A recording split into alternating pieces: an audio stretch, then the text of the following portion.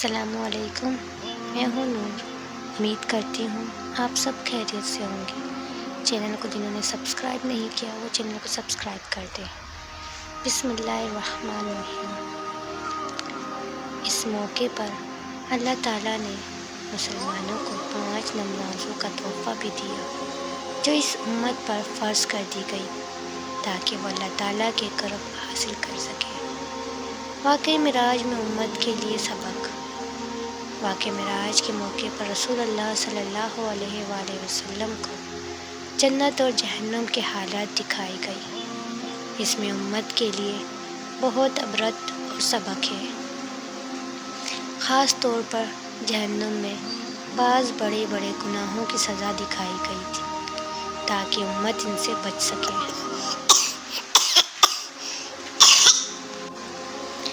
ان میں سے کچھ کی تفصیلات یہ ہیں۔ غیبت کرنے کا عذاب۔ رسول اللہ صلی اللہ علیہ وآلہ وسلم نے سفر معراج کے دوران دیکھا کہ کچھ لوگ ہیں جن کے تانبے کے ناخن ہیں جس سے وہ اپنے چہرے اور جسم کو زخمی کر رہے ہیں۔ جبرائیل علیہ السلام نے فرمایا یہ وہ لوگ ہیں جو دوسرے مسلمانوں کی غیبت کرتے تھے، یعنی ان کے غیر موجودگی میں ان کا ذکر اس طرح کرتے تھے کہ اگر ان کو پتہ چل جاتا تو ان کو نہ گوارا گزرتا۔ فرض نماز چھوڑنے والوں کا انجام۔ رسول اللہ صلی اللہ علیہ وآلہ وسلم کو ایسے لوگ دکھائے گئے جن کا سر ایک بہت بڑے پتھر سے کچلا جاتا تھا، جس کے بعد وہ خود بخود ٹھیک ہو جاتے اور دوبارہ ان کا سر کچلا جاتا اور اس طرح ہوتا رہتا۔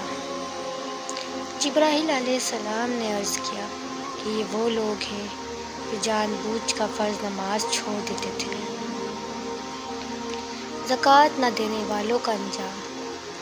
پھر آپ صلی اللہ علیہ وآلہ وسلم کو ایسے لوگ دکھائے گئے جن کے شرمگاہ پر آگے اور پیچھے کپڑوں کے کچھ ٹکڑے لپٹے ہوئے تھے اور وہ اونٹ اور بیل کی طرح جہنم کے پتھر اور کانٹے کھا رہے تھے۔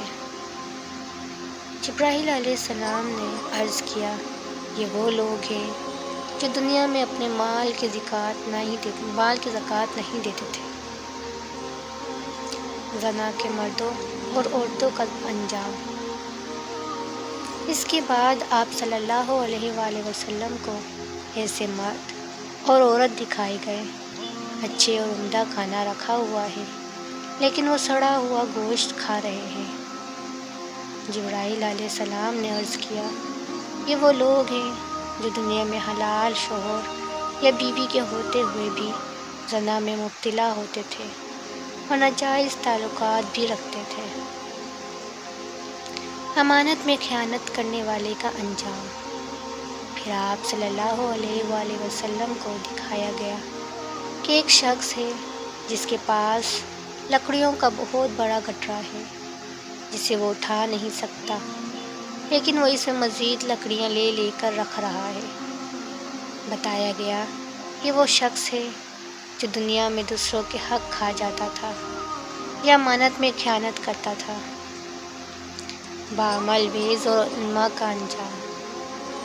پھر آپ صلی اللہ علیہ وآلہ وسلم کو دکھایا گیا کہ کچھ لوگوں کا ہونٹ اور زبان لوہے کی کینچیوں سے کاٹے جا رہے ہیں، کچھ دیر میں ان کے حال ٹھیک ہو جاتے، پھر اس کے بعد دوبارہ ان کو یہی عذاب دیا جاتا اور یہ سلسلہ اس طرح چلتا رہتا۔ بتایا گیا یہ وہ وعظ خاطب اور علماء ہیں جو دوسروں کا نصیحت کرتے تھے مگر خود عمل نہیں کرتے تھے۔ یتیم کا مال یا حق کھانے والے کا انجام۔ پھر آپ صلی اللہ علیہ وآلہ وسلم نے کچھ ایسے لوگوں کو دکھایا جن کے ہونٹ اور اونٹ کی طرح تھے اور وہ آگ کے شعلے کھا رہے تھے جو ان کے پخانے کے راستے سے نکل جاتا تھا۔ بتایا گیا کہ وہ لوگ ہیں جو یتیموں کا مال یا حق کھا لیتے تھے اور ان کو محروم کر دیتے تھے۔ سود خور کا انجام۔ پھر دکھایا گیا کہ کچھ لوگ ہیں جو ایک نہر میں تیر رہے ہیں اور جیسے ہی اس سے نکلنے کی کوشش کرتے ہیں تو ان کے منہ پر ایک پتھر مار دیا جاتا ہے اور وہ پھر سے اس نہر میں چلے جاتے ہیں۔ ان کے پیٹ بہت بڑے بڑے ہیں اور وہ پتھر کھا رہے ہیں۔ بتایا گیا یہ وہ لوگ ہیں جو دنیا میں سود کا مال کھایا کرتے تھے۔ یا اللہ ہمیں ان سب گناہوں سے بچائے، آمین۔